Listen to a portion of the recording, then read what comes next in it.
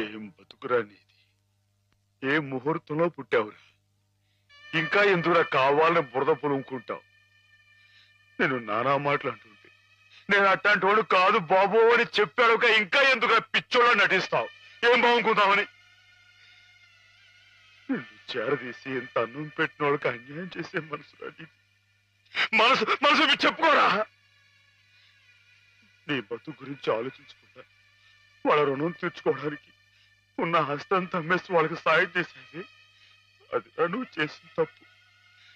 నువ్వేమిటో నీ భవిష్యత్తు ఏమిటో చూసుకోకుండా వాళ్ళు బాగుండాలి వాళ్ళోళ్ళు బాగుండాలని 24 గంటలు ఏడ్చేవి. దేనికిరా ఇలా ఇలా నానా మాటలు అనిపించుకోవడానిక? అమ్మాయి గారు అని ఒక దేవతలా చూసుకున్నారు. దేవత సొంతం చేసుకునే